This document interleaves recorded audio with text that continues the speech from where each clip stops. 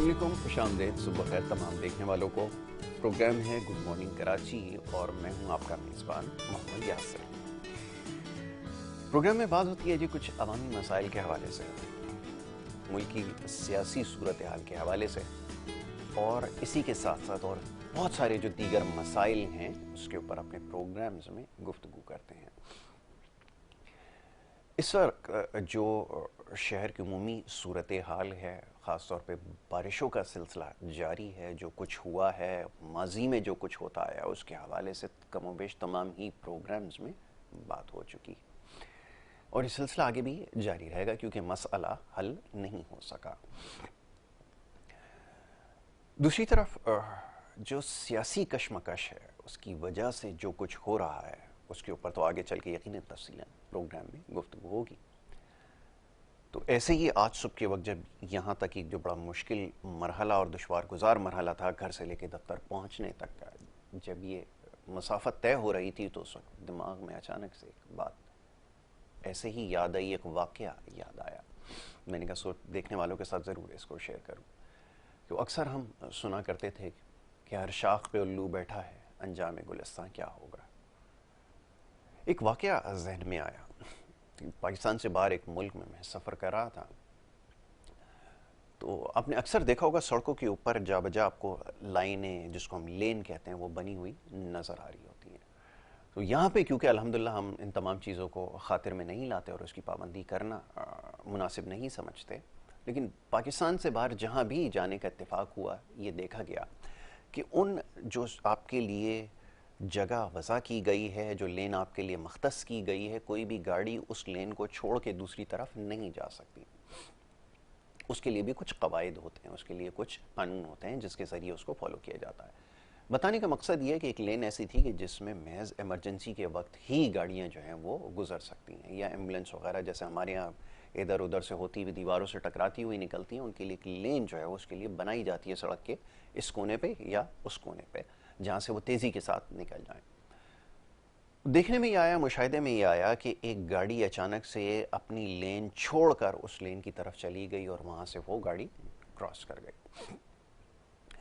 दिमाग में एक सवाल उभरा कि ये कैसे हो सकता है कि बग़ैर किसी उज़्र के, इमरजेंसी के, कोई गाड़ी इधर आए और इस लेन से गुज़र जाए और उसको कोई रोके भी ना, उसके ऊपर कोई भी जो है वो कानून तोड़ने का जो है किसी जुर्म का इर्तिकाब नहीं हो सका। बहरहाल तो दिमाग में ही आया, मैंने सोचा कि इसके बारे में किसी से बात की जाए। तो मैं एक पुलिस ऑफिसर, इत्तेफाक था कि वहाँ पे उसका गुज़र हुआ, मैंने उसको रोक के जब ये सवाल किया कि ये कैसे मुमकिन है, जब इस लेन पे से गुज़रना जुर्म है, तो सिर्फ हंगामी हालात में या कोई गाड़ी इस तरह गुज़र सकती है, तो ये कैसे मुमकिन है कि कोई गाड़ी जो है यहाँ से गुज़र जाए।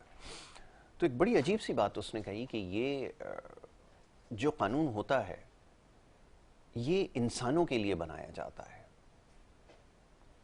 कभी इंसान कानून के लिए नहीं बनाया जाता।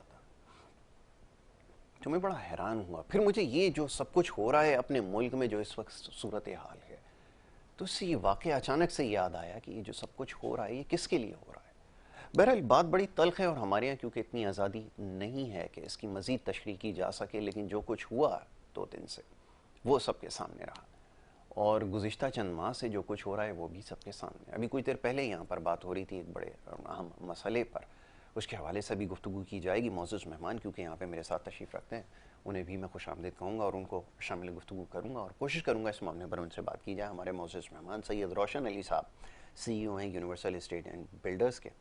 इसके अलावा एक तज्ज़ियाकार भी हैं और हमारे बहुत ही मोहतरम हैं, उनको हम मदऊ करते हैं अक्सर इन तमाम मामलों पर गुफ्तगू करने के लिए। रोशन साहब को एक दफ़ा फिर इस नशिस्त में खुशामदीद कहूँगा। बहुत शुक्रिया रोशन साहब, बड़ी नवाजिश प्रोग्राम में वक्त देने के लिए। सर, ये जो इस वक्त सूरत हाल है, मैं इसका जब जायज़ा लेता हूँ तो मुझे 400 गैर यकीनी की सूरत हाल नज़र आती है। अब ये गैर यकीनी कहने को तो बहुत मामूली सी चीज़ है, लेकिन जहाँ पर ऐसी सूरत हाल हो, उन ममालिक का जो अंजाम है वो बहुत भयानक होता है। जो मेरे मुशाहिदे में आया, मैं तो क्योंकि इतना इल्म नहीं रखता, ये ज़रा फरमाइएगा कि ये जो एक इस खित्ते में ही एक मुल्क है श्रीलंका, वहाँ के जो अमूमी हालात रहे, जो मौशी तबाही आई है, वो क्या क्या अवामिल थे ताकि उससे हमें कुछ समझने का मौका मिल सके कि हमारी सूरत हाल और यहाँ वहाँ की सूरत हाल में कितना जो है वो कितनी मुख्तलिफ है। मैं चाहूँगा ज़रा इस पे गुफ्तगू की जाए। जी बिस्मिल्लाहिर्रहमानिर्रहीम। यासिर साहब, आपने मदू किया, बहुत शुक्रिया आपका। अच्छा, बात यहाँ से आगाज़ करेंगे कि आपने जो भी एक बात कही कि कानून इंसान के लिए बनता है। बिल्कुल ठीक। अच्छा, इस बात पे बहुत डेप्थ है। जी अगर आपको गौर से देखें तो इसमें बहुत सी चीज़ें वाज़ह हो जाती ऐसा हैं। ही तो अब वो वही बात है कि हमारे पास एक लिमिटेशन है, है। हम उससे ज़्यादा बात कर नहीं सकते। समझने वाले समझ जाएं बिल्कुल ठीक है। और आइंदा आगे चल के अपनी इस्लाह कर ले उसके हिसाब जी से। दूसरी बात यह है कि अभी जो जो मुल्क में जो अफरा तफरी का जो माहौल बना हुआ है, ये जो अफरा तफरी का माहौल है, अगर ये इसी तरीके से चलता रहेगा तो वो दिन दूर नहीं कि हम श्रीलंका वाली पोजीशन पे आ जाएं। अल्लाह ना करे ऐसा हो, मगर ये जो हकीकत है वो भी बयान करनी बिल्कुल चाहिए। है। इस वक्त जो नज़र आ रहा है, जो श्रीलंका वाली आपने जो बात की, तो उसकी थोड़ी सी वजाहत ये करना चाहते हैं कि अभी भी हम लोग अगर थोड़े से अकल के नाखून ले लें तो इंशाल्लाह हम अपने मुल्क को बचा सकते हैं। देखें, अब वो दिन दूर नहीं कि हम बहुत करीब आ गए हैं डिफ़ॉल्ट के। तो अभी कुछ बिगड़ा नहीं है। अभी हम लोग अगर जितनी भी सियासी जमातें हैं वो एक जगह एक पेज पे आ जाएं और कुछ जो हमारे जो मोहतरम जो इदारे हैं वो इनको बैठ के समझाएं मुल्क के मुफाद में कि देखें ये हमारे मुल्क के मुफाद में नहीं है जो आप लोग कर रहे हैं। देखें, इस वक्त तो रस्साकशी हो रही है कि एक पार्टी चाहती है कि मुझे इख्तिदार मिल जाए, दूसरी पार्टी चाहती है मुझे इख्तिदार मिल जाए। कोई इख्तिदार छोड़ने के लिए तैयार नहीं है। जो इख्तिदार से निकल गए वो इख्तिदार वापस लेने की जंग में लगे हुए हैं। तो इन चीज़ों को अगर आज हम नहीं संभालेंगे, देखें अब तो एक एक बच्चा, मैं समझता हूँ कि गलियों में चले जाए, मोहल्ले में चले जाए, पूरे पाकिस्तान में चले जाए, जिनको सियासत का पता नहीं था उनको भी पता है कि अब क्या होने वाला है। जी मतलब ये इतनी ऐसा ही है। अवेयरनेस आई है, मगर वो सब बेबस हैं, कोई कुछ कर नहीं कह नहीं सकता। सकता। अब मैं कहता हूँ ना करें, जो जिनका ये काम है करने का वो कम अज कम करें। बिल्कुल ठीक है। देखिए, हम तो सब जितने भी 22 करोड़ 25 करोड़ आवाम है वो तो लोगों की अपनी पार्टियों की तरफ देखते हैं, जी इदारों की तरफ देखते जी हैं, हमारी अदलिया की तरफ देखते हैं। तो इनका काम है कि इनका एक अहम रोल होना चाहिए इस पूरे उसमें कि भाई ये जो भी कुछ मुल्क में हो रहा है इसका सारा सेहरा जो है ना हमारे सर है। जी जैसे अदलिया है तो अदलिया को आज ऐसा फैसला करना पड़ेगा जो मुल्की मुफाद में हो और ये डिले ना करें, जो भी काम है उसको करें। करके फिर उसके बाद कुछ ऐसे हमारे इदारे हैं जो कि इस पे थोड़ी तवज्जो दें और इन सारी जमातों को एक साथ बिठाएं, उनको समझाएं, मुल्की मुफाद में फैसला करें। नहीं करेंगे तो देखें, ये जब कोई लड़ाई होती है तो वो सिर्फ खराबी होती है। बिल्कुल ठीक है। अच्छाई कब होती है? जब दोस्ती होती है। अब दोस्ती हो जाए सबकी तो ज़्यादा बेहतर है, तो मुल्क बच जाएगा। लड़ाई में ये मुल्क चला जाएगा हाथ से। बिल्कुल ऐसा ही और मुझे लगता है इंशाअल्लाह ताला ये लड़ाई करने वाले खुद चले जाएंगे। वो मैं उसके ऊपर सख्त बात नहीं है। करना बिल्कुल ठीक चाहता, है। बिल्कुल ठीक है। मगर ये मुल्क जिस नाम पे बना है और ये मुल्क को तबाह करने वाले खुद तबाह हो जाएंगे। बहुत खूब। अगर उनकी इंशाल्लाह। सोच भी होगी कि इसके मुल्क को नुकसान पहुंचाना है तो वो इंशाल्लाह नुकसान नहीं पहुंचा सकेंगे, क्योंकि ये मेरे अल्लाह ने इस मुल्क को तामीर किया है। बेशक तो जब बनाने अल्लाह वाला का होगा, ईमान, चलाने वाला होगा। मैं चाहता हूँ कि ये हमारे हुक्मरान जो है ना, ये इनकी भी कोई मजबूरी होगी। ये भी सब अच्छे मुसलमान हैं और अच्छे लोग हैं। इनको चाहिए कि ये अपनी ज़ाती जंग छोड़ के मुल्क के मुफाद के लिए इकट्ठे हो जाएं और एक दूसरे के ऊपर ऐसे जुमले ना कसें। अब तो इतने नाजेबा अल्फाज इस्तेमाल होने लगे हैं टीवी के ऊपर कि हम ये समझते हैं कि हमारी जो नस्ल है, हमारे बच्चे हैं, वो अब क्या सबक हासिल करेंगे। अब वो ऐसी सी ज़बानें इस्तेमाल होती हैं, मतलब वरगर ज़बान भी इस्तेमाल होने लग गई है। बिल्कुल ऐसा ही है। उसमें थोड़ा सा एहतियात करनी चाहिए और हमारे मुल्क का सोचना चाहिए। आप सोचें कि देखें, ये 25 करोड़ आवाम जो है ना आप पे भरोसा करती है, बिल्कुल। आपको इख्तियार देती है। आप उनके मुस्तकबिल का सोचें। आप ये ना करें कि भाई आपने सोचा कि भाई जितने भी ये हमारे जो सियासतदान हैं, इन सब के जाहिर सी बात है कहीं ना कहीं बाहर एसेट्स होंगे, बाहर घर होंगे, उनकी बिल्कुल उनकी ऐसा ही है। मिल्कियत होगी, तो वो तो सोचेंगे कि चल कल कुछ भी बुरा होगा इस मुल्क के साथ तो हम तो मुल्क छोड़ के चले जाएंगे। बिल्कुल ऐसा ही है। मगर ये 22 करोड़ आवाम को कहाँ छोड़ के जाओगे? मगर मैं समझता हूँ ये 22 करोड़ आवाम उनको ऐसे जाने भी नहीं देगी। बिल्कुल। शायद जाने वो भी वक्त आ जाए। आपने बिल्कुल ठीक कहा, ये बात बिल्कुल दुरुस्त है। और अगर इससे ये सबक नहीं सीखेंगे, इनसे बड़ी बड़ी हस्तियां, तारीख ने उनके नामो निशान मिटा दिए, उनकी नस्लों को मिटा दिया। अब ये सोचना इनके लिए बड़ा मुश्किल काम है। दूसरा ये कि एक वो अक्सर मिसाल दी जाती है, वो एक कब्रिस्तान के बाहर एक बोर्ड लगा हुआ था, उस पर लिखा हुआ था कि यहाँ पे हर वो बेवकूफ़ दफन है जो समझता था कि उसी के दम से इस दुनिया का निज़ाम चल रहा है। क्या बात है। तो यहाँ पर भी यही सूरत हाल है कि एक मौसूफ हैं, एक पार्टी के सरबराह, वो ये समझ रहे हैं कि इस पूरे कुल कायनात का निज़ाम, अल्लाह माफ़ फरमाए, कि वो उन्हीं के दम से, अगर वो नहीं होंगे इक़्तिदार में तो शायद ये दुनिया जो है वो ख़त्म हो जाएगी, या इस मुल्क की जो बिसात है वो खुदा ना करे लपेट दी जाएगी। ये ख्यालात रखने वाले लोग जब आपके सर पे मुसल्लत किए जाएंगे तो आप कैसे उम्मीद रखेंगे? मैं तो उनको चाहने वालों से, उनके सपोर्टर से ये सवाल करता हूँ कि खुदारा आंखें खोलें कि जिस किस्म की अहमकाना बातों में, जिस किस्म की झूठे वादों के अंदर उनको लाया जा रहा है, वो क्यों इसका हिस्सा बन रहा है? अगर अब आंखें नहीं खोलेंगे तो कब खोलेंगे? क्या अब भी समझने के लिए कोई चीज़ बाकी है कि किस तरह मुसल्लत किया जाता है, किस तरह लोगों को, और किस तरह उनसे काम लिए जाते हैं? तो ये कितना मुश्किल है, कितना दुश्वार गुजार है अगर आप ये कहते हैं कि लोगों में सियासी शऊर है। मैं तो देख रहा हूँ कि तबाही की तरफ जा रहे हैं, कि हमारा जो सियासी शऊर है सोशल मीडिया पे, ख़ास तौर पे जो बच्चे आजकल के नए नस्ल के, जिस तरह उनको ट्रेन किया जा रहा है, जिस तरह उनके दिमागों को ख़राब किया जा रहा है, तो ये तो अब सरासर तबाही के ध्यान पे, क्या तबाही की अंदर जा चुके हैं। इसकी जिम्मेदारी किसके ऊपर आयद होगी?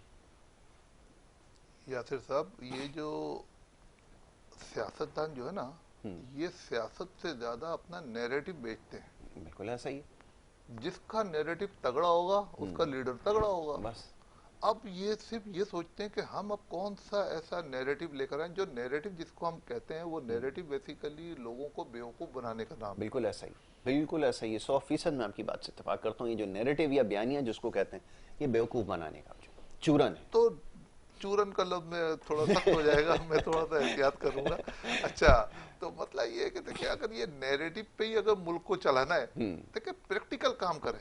बिल्कुल। लोग आपसे उम्मीद करते हैं। आप कोई फर्ज करेंगे कल पीडीएम का नैरेटिव कोई इतना जबरदस्त आ जाता है, तो कल ये आवाम उसकी तरफ निकलना शुरू हो जाएगी। तो देखिए, अमली काम करें।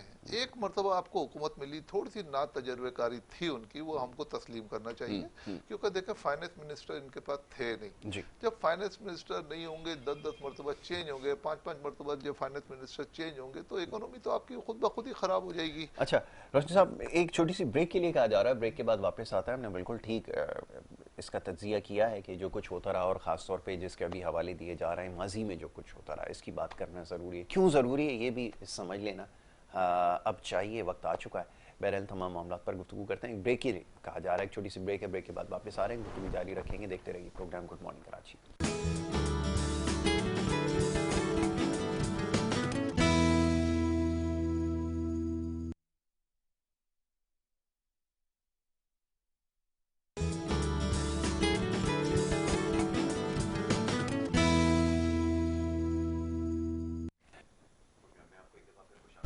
ब्रेक पे जाने से पहले जनाब गुफ्तगू हो रही थी रोशन साहब के साथ, और मुल्की सियासी सूरत हाल के हवाले से गुफ्तगू कर रहे हैं। वो कि आप भी तंग आ चुके होंगे, ये जो गुज़िश्ता चंद माह हैं इसमें इस कदर बात हुई है, और जो कुछ होता रहा है वो भी आपके सामने। बहरहाल इसके ऊपर मज़ीद तो नहीं किया जा सकता, लेकिन जायज़ा ज़रूर लेंगे, मामला को समझने की कोशिश करेंगे। रोशन साहब, एक बात आपने कुछ देर पहले अर्ज़ की, बड़ी दिल को जाके वो लगी, वो बयानिया वाली बात। ये जो बयानिया है, एक से तगड़ा एक बयानिया के ऊपर काम करो, लोगों के मसाइल को छोड़ दो, उनकी जहन साजी पे काम करो, ख़ास तौर पे नौजवानों को निशाना बनाओ, जिनके पास ना अभी तालीम है, ना जिनके पास शऊर है। उनको जो चीज़ सोशल मीडिया के ज़रिए दिमाग में फ़िट कर दी जाएगी, वो उसके ऊपर चल पड़ेंगे। और ऐसा ही हो रहा है, तरीका वारदात ये बनाया जा रहा है, और एक ख़ास तौर पर जो सो कॉल्ड सियासी जमात है, उसकी जानिब से ये बड़ा काम किया जा रहा है। तो आपके ख्याल में अगर तालीम नहीं होगी, शऊर नहीं आएगा, लोग नहीं मुताला करेंगे तारीख़ का, तो फिर तो यही सूरत हाल रहेगी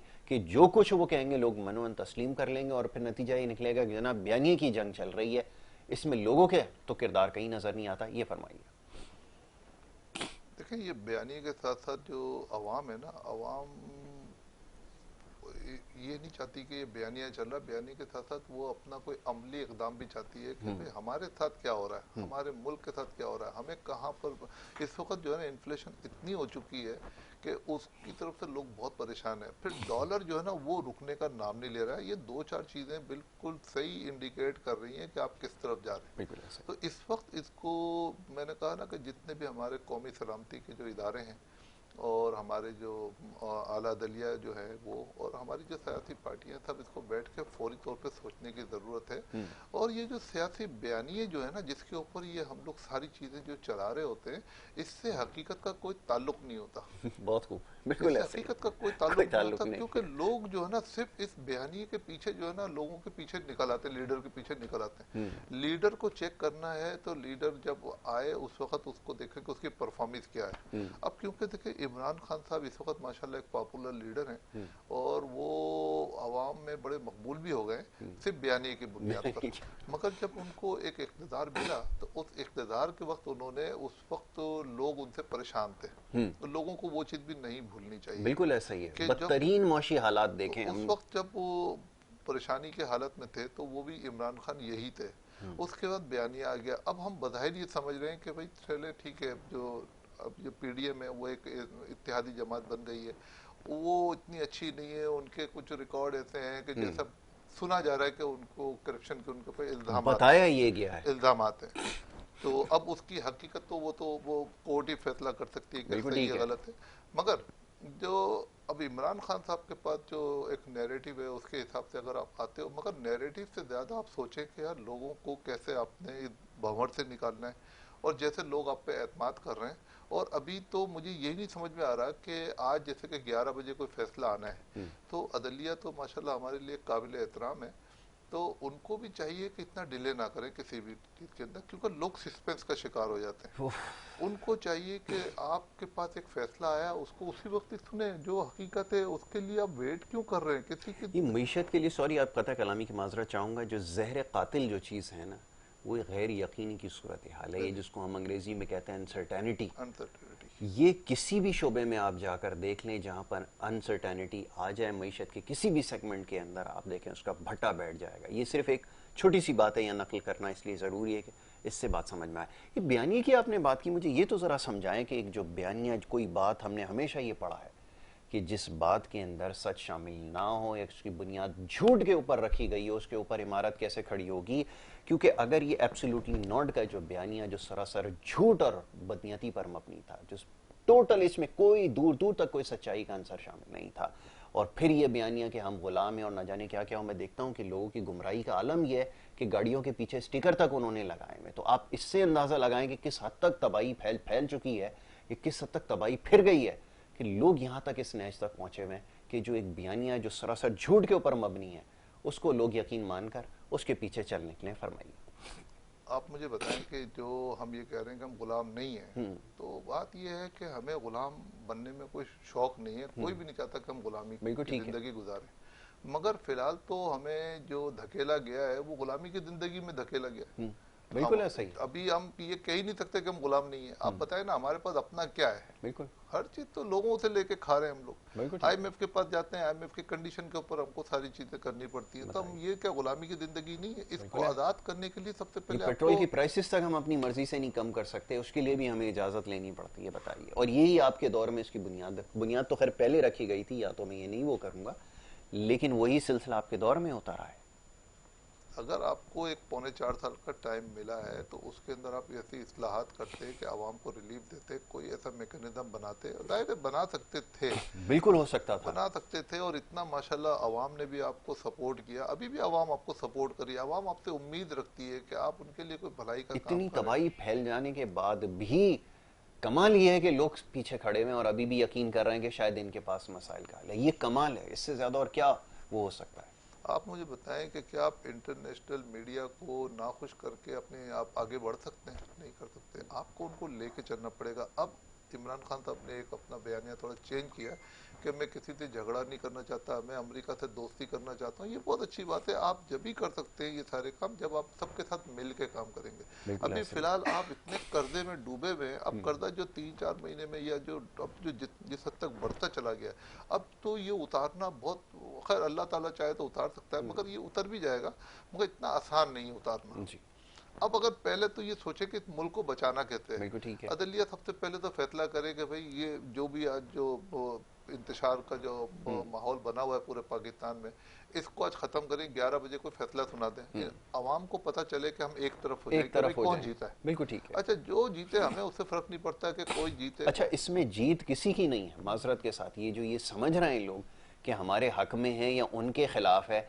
यहाँ बड़ी अजीब सी पाकिस्तान की एक छोटी सी एक तारीख है, उसके अंदर आप उठाकर देख लीजिए कि जिस पॉलिटिकल पार्टी ने भी ये समझाया है कि कोई फैसला उसके अगर हक में आया है, आगे चल के उसी की जद में आया है। ये एक छोटी सी ये तारीख आपकी बिल्कुल, बता इसमें रही कोई शक नहीं है। मैंने देखा है कि जो जब ये हुकूमत बनती है उस वक्त सब उसकी तारीफ कर रहे होते हैं, उसके 2 साल 3 साल गुजरने के बाद यही आवाम जो है ना उनको बुरा भला बोल रही होती है। तो मैं समझता हूँ कि आवाम जब आपका 2-3 साल गुजरे तो आवाम आपके बगैर रह ना सके, आप बोले नहीं हमें यही चाहिए। बिल्कुल ऐसा अब ये तो एक इनके लिए समझ लें कि गुड लक हो गया कि जिस वक्त आवाम इनको पसंद नहीं कर रही थी तो उस वक्त एक रिजीम चेंज हुआ जिसकी वजह से इनको जाना पड़ गया। बिल्कुल ठीक अच्छा, है। वो जो इनका जाना इनके लिए बहुत अच्छा हो गया। वो जाने के बाद जिन्होंने ये हुकूमत दोबारा संभाली वो सारा मलबा उनके ऊपर आ गया। बिल्कुल ऐसा ही। अब वो मुल्क को ऐसे नहीं संभाला जाता। चले ठीक है, किसी को 5 साल पूरे करने दें, उनको मईशत को चलाने दें, मगर मईशत सही चलती हुई नजर आएगी तो कोई भी आगे इंटरफेयर नहीं करेगा, क्योंकि आगे भी बड़ी खराबियां पैदा होती चली जाती, कर्जे का बोझ बढ़ता चला जा रहा था, डॉलर की भी कीमत बढ़ती चली जा रही थी। तो अब ये कि अब आवाम इतनी बेबस हो गई है, आवाम को जरा सी कहीं उम्मीद की किरण नजर आती है तो उस तरफ भागती है कि हो सकता है इधर हमें कोई इंसाफ बिल्कुल मिल ऐसा जाए, ही। भलाई मिल जाए, और आवाम तो और क्या कर क्या सकती करे। है। तब ये जो हमारे जो सो कॉल्ड जो हुक्मरान हैं उनको चाहिए कि वो कोई ऐसा फैसला करें। देखें, आपको अल्लाह ताला ने बहुत दे दिया, आपके साथ भी आगे आपके बच्चे हैं। बिल्कुल ऐसा ही। अब ये मैंने दुनिया में ऐसे ऐसे लोगों को देखा जिन्होंने जरा सा भी कोई अपने साथ अपने ऊपर जो है ना सुपीरियर बनने की कोशिश की है तो उनका रिजल्ट दुनिया में जाने से पहले अच्छा नहीं हुआ है, बिल्कुल ऐसा और ही। वो बेचारे वो इबरत का निशान बन गए। लेकिन ये तो तमाम मामला तब उनके जहनों में आएंगे, एक तो बारी ताला भी ऐसे जहनों के ऊपर पर्दा डाल देता है। ये खौफ खुदा ही सबसे बड़ी चीज़ है। और मैं हमेशा ये कहता हूँ, गुजारिश सबसे यही है कि इस चीज़ का ख्याल रखें। जैसे अभी रोशन साहब ने एक बात की कि ज़िंदगी का किस्सा बहुत मुख्तसर है, एक बेहतरीन मौका। मैं अक्सर देखता हूँ एक साबिक क्रिकेटर हैं, वो हमेशा वो कपड़े धोने साबुन धो के इश्तिहारों में वो काम करते रहते हैं। उनको अल्लाह ने बेहतरीन मौका दिया कि वो खेलें भी और बेहतरीन से बेहतरीन परफॉर्म भी करें। चंद एक अहम मौक़ों पर उनको मौका मिला, वो मुल्क को जितवा सकते थे, नहीं जितवा सके।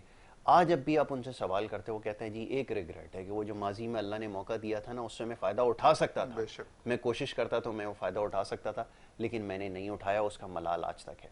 तो ये मलाल सारी ज़िंदगी रहेगा, बल्कि उससे कहीं ज़्यादा रहेगा। मैं चाहूँगा ज़रा इसके ऊपर बात देखें, करें। अल्लाह पाक जो है ना जिंदगी में मौके देते हैं, सबको मौके देते हैं। अब उस मौके का फायदा कौन उठाता है सही तरीके से। देखिए, अल्लाह पाक तो आपको मौके दे रहे हैं, वो दिए जाते काम हैं, बिल्कुल आपका आएगा ऐसा कि है। आप उसका फायदा उठाएं और वो अपनी जात को भी फायदा पहुंचाएं, मगर आपके साथ साथ जितने लोग जुड़े हुए हैं उनका फायदा जरूर सोचें। जी। और मेरा ईमान है कि आप अगर किसी दूसरे का फायदा सोचेंगे आपका फायदा उससे ज्यादा क्या होगा। अच्छी बात है, बहुत खूब रोशन अगर साहब। आप उसको किसी का अगर सोचेंगे सिर्फ मेरा फायदा हो जाए तो आप समझ लें आप मुमकिन खसारे नहीं में है, हैं। बिल्कुल ऐसा ही। आपके साथ इतने लोग जुड़े हुए हैं, आपको नहीं पता इसके अंदर कितने लोग जो है ना दुर्वेश हैं, कितने वलीउल्लाह हैं। तो बेशक। आपको नहीं पता कि वो सब भी आप अच्छा काम करेंगे आपके लिए दुआओं का दुआओं का सबब बनेंगे। अगर सबब आपने बने, जरा सी बिल्कुल भी ऐसा कोई ही। गलत बात किया, गलत काम किया, तो यही लोग आपके साथ दो बद्दुआ तो नहीं देंगे, बिल्कुल मगर जो दिल से निकलती है वो बद्दुआ ही होती है। ऐसा कि ही, अगर बहुत दिल खूब। से निकली अच्छी निकलेगी तो दुआ होगी, दिल से अगर गलत निकलेगी तो तो बद्दुआ बददुआ होगी। होगी, तो बिल्कुल ऐसा कोशिश करनी चाहिए कि देखें, दुनिया में हर चीज मिल गई, ताकत ही सब कुछ नहीं होती, ताकत सब आनी जाने वाली चीज ही, है, बिल्कुल ऐसा ही। इख्तिदार आने जाने वाली चीज है। दुनिया छोड़ के जानी है।